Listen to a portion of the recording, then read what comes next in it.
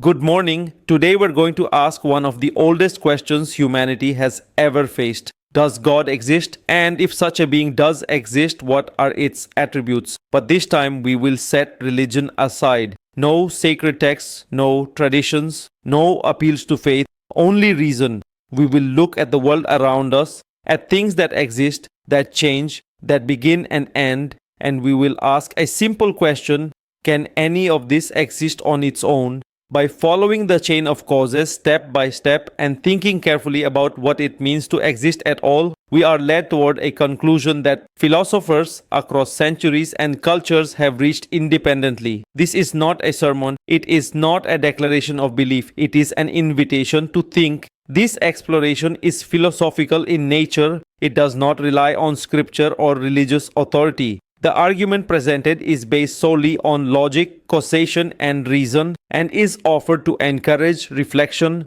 not to demand agreement. Let's start without further delay. In the beginning, there is silence, no stars, no time, no space, and then everything.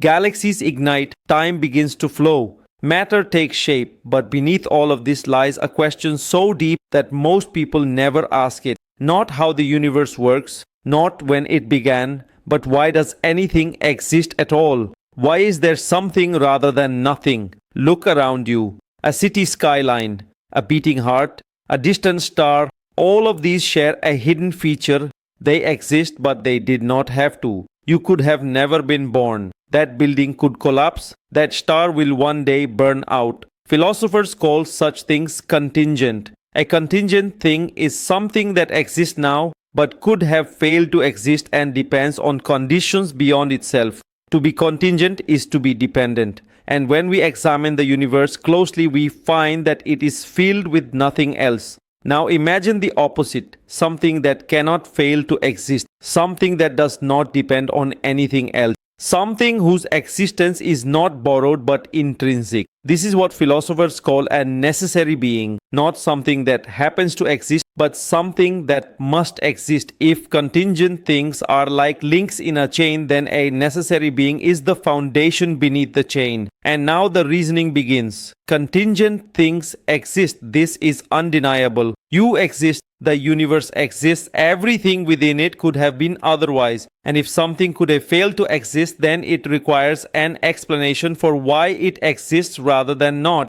We do not accept unexplained appearances. We naturally ask why. A sandcastle on a beach demands a builder. A universe demands no less. Now consider all contingent things together. Every particle, every galaxy, every law of physics as it exists. Even taken as a whole, they do not become necessary. A pile of borrowed coins does not become wealth, and a collection of contingent things does not become non-contingent. So the entire universe taken as a whole could still have failed to exist. And if the universe is contingent, it cannot explain itself. Its explanation cannot be found within it. If we appeal only to more contingent things, we merely push the question back without ever answering it. An endless chain of explanations explains nothing. So we reach an unavoidable conclusion. If contingent reality exists at all, then something non-contingent must exist to explain it, something that does not depend, something that does not begin, something that simply is. A necessary being must exist. Now the question becomes, what must such a being be like? We do not assume. We derive. A necessary being cannot depend on anything else. If it did, it would be contingent. So it must exist by itself. There cannot be two ultimate necessary beings.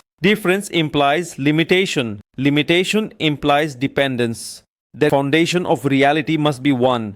A necessary being cannot be made of parts. Anything composed of parts depends on those parts. So it must be simple, not physically simple but metaphysically indivisible. Time involves change. Change implies dependence. And time itself belongs to the universe. So the cause of time cannot exist within time. A necessary being does not exist before time. It exists beyond it. Matter changes, matter decays, matter is divisible, so the necessary being cannot be material. It is not a thing within the universe. It is the reason the universe exists at all. And because it explains why contingent reality exists, it must possess causal power. Not physical force, but the power to ground existence itself. Finally, look at the universe we inhabit. It is ordered, mathematical, intelligible. Blind chaos does not produce intelligibility. The ultimate foundation of reality must therefore be at least rational. So what have we discovered? Not a God hidden in the gaps of science, not a myth born of fear, but a conclusion reached by reason, a single, necessary, independent, simple, timeless, immaterial, powerful, rational foundation of all reality, not a being inside the universe, but the ground of existence itself. This is what philosophers mean by God, and the question is no longer whether God exists. The question is whether contingent reality could exist without him at all.